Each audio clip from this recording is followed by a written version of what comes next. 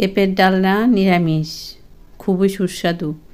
Evergreen 757 চ্যানেলে আপনাদের স্বাগত। আজ পেঁপের ডালনা করব নিরামিষভাবে। ভিডিওটা সম্পূর্ণটা দেখার জন্য অনুরোধ রইল। Please like, share and subscribe please. এই সুস্বাদু রেসিপিটা করার জন্য আমি কি করেছি চলুন দেখি। এর জন্য প্রধান উপকরণ নিয়েছি পেঁপে, এভাবে কেটে নিয়েছি, খোসা ছাড়িয়ে ধুয়ে নিয়েছি। মসুর ডালটা তাড়াতাড়ি দরকার, এর জন্য ভালো করে ধুয়ে গরম জল দিয়ে ভিজিয়ে রেখেছি 1 ঘন্টার জন্য। এভাবে ভিজে থাকবে 1 ঘন্টা। তারপর পেস্ট করব। পেঁপে গ্রেটার দিয়ে গ্রেট করে দিচ্ছে আমার হাজব্যান্ড, এভাবে গ্রেট করে দিচ্ছে। সবগুলি গ্রেট করে নিলাম। পেঁপে, আলুটা কেটে জলে রেখেছি, লাল হবে না। ডালটা নরম হয়েছে, গরম জলে ভিজিয়ে রেখেছি, নরম হয়েছে। এখন একটা জারের মধ্যে ডালটা নিয়ে নিলাম, জল ছাড়া ঢাকা দিয়ে ডালটা পেস্ট করে নেব। ডালটা পেস্ট হয়ে গেছে, একটা বাটিতে নিয়ে নেব। ডালটা নুন দিয়ে একটা বাটিতে নিয়ে নিলাম। মসুর ডালটা এভাবে ফেটিয়ে নিচ্ছি। একদিকে ঘুরিয়ে এভাবে ফেটিয়ে নিতে হবে, তাহলে ডালটা পাতলা হবে। রসুন পেঁয়াজ নিয়েছি। কড়াই গরম করে কড়াইতে সর্ষের তেল দিলাম, তেলটা মাখিয়ে নেব কড়াইতে। ফেটিয়ে নেওয়া মসুর ডালটা বড়া করছি, তেলের মধ্যে দিয়ে দিচ্ছি একে একে।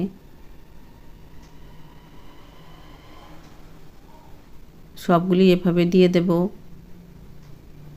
কিছুক্ষণ পর উল্টিয়ে দিলাম এই ফ্লেমে, উল্টিয়ে লো ফ্লেমে রেখে দিলাম 10 মিনিট। লো ফ্লেমে অনেকক্ষণ বসিয়ে রাখতে হবে, বড়াগুলি সুন্দরভাবে ভাজা হবে। 10 থেকে 15 মিনিট ভাজা করে নিতে হবে লো ফ্লেমে। তারপর বড়াগুলি তরকারিতে দেব।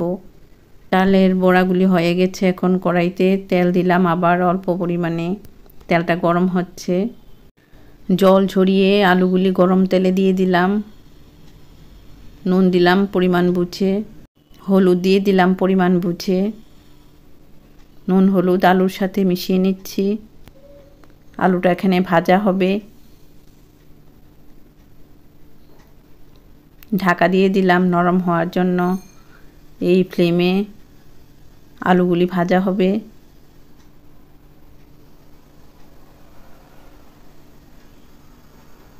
আলুটা কীরকম সেদ্ধ হলো দেখে নিচ্ছি। আবার কড়াইতে তেল দিলাম অল্প পরিমাণে। তেলটা মাখিয়ে নিচ্ছি, গরম করে নিচ্ছি। সর্ষের তেল দিয়ে রান্না হচ্ছে। এখন কালো জিরে, মৌরি, মেথি দানা, 4 ফোড়ন তেলের মধ্যে দিয়ে দিলাম। হিং দিয়েছি এই পরিমাণে। এলাচি, দারচিনি, লং দিয়ে দিলাম ভালো করে ধুয়ে। এগুলি এখন এখানে ভাজা হবে, মশলাটা লাইট ব্রাউন হবে। কাঁচা লঙ্কা, আদা, রসুন, পেঁয়াজ থেতো করা দিয়ে দিলাম। লং, এলাচি, দারচিনি দিয়েছি, তো এলাচিটা একটু ফাটিয়ে দিয়েছি, না হলে ফেটে চোখে এসে পড়বে।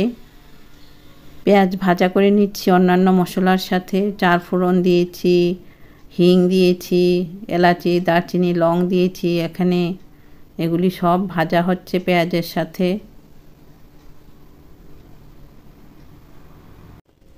পেঁপেটা কিন্তু কাঁচা, খুব ভালো পেঁপে, একটু পাকা হতে শুরু হয়েছিল, কিন্তু এর আগে রান্না করে নিয়েছি।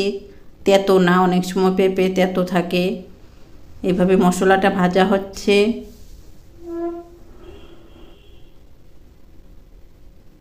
কি মশলা দিয়েছি মনে রাখতে হবে। এভাবে রান্না করে খাবে, খুব ভালো লাগবে। এটা হালকা পাকা পেঁপেটা দিয়ে দিলাম মশলার সাথে মিশিয়ে নেব। খুব সুন্দর একটা রেসিপি তৈরি করেছি পেঁপে দিয়ে, নিরামিষ একটা রেসিপি। মাছ দেওয়া হয়নি, পেঁয়াজ রসুন দেওয়া হয়েছে। নুন হলুদ দিলাম, মিশিয়ে নিচ্ছি পেঁপের সাথে। মেয়েরা পেঁপে মাঝে মধ্যে খাবে, বেশি পেঁপে খাওয়া ভালো না মেয়েদের। গর্ভবতী অবস্থায় তো পেঁপে একেবারেই খাওয়া নিষেধ। এভাবে পেঁপেটা মিশিয়ে ঢাকা দিয়ে রাখবো কিছুক্ষণের জন্য। একটা ইম্পর্ট্যান্ট কথা, পেঁপে কিন্তু অনেক সময় তেতো হয়, তাই খোসা ছাড়িয়ে তেতো কিনা দেখে নিতে হবে। পেঁপে তেতো হলে শুক্তো করে নেবে। কিছুক্ষণ পর আবার নাড়াচাড়া করছি।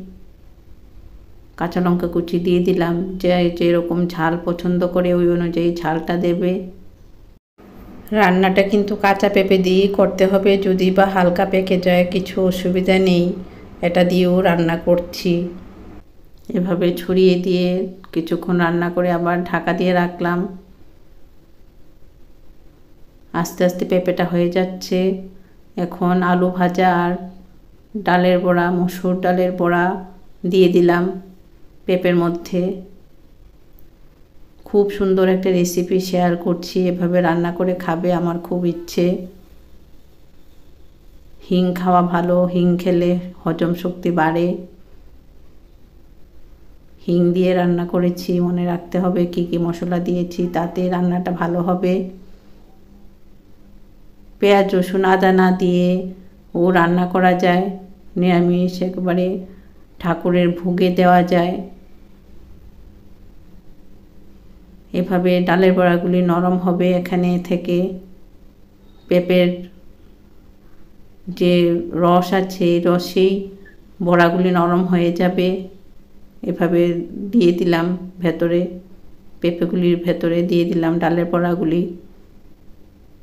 খুব আলতো করে নাড়াচাড়া করতে হবে, না হলে ডালের বড়াগুলি ভেঙে যাবে।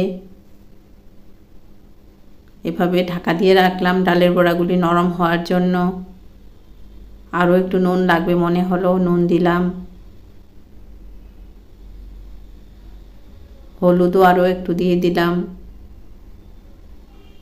অল্পই দিয়েছি। এখন মিশিয়ে নিচ্ছি।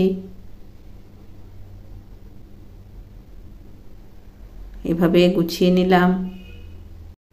আমি যেভাবে, এভাবে নাড়াচাড়া করবে।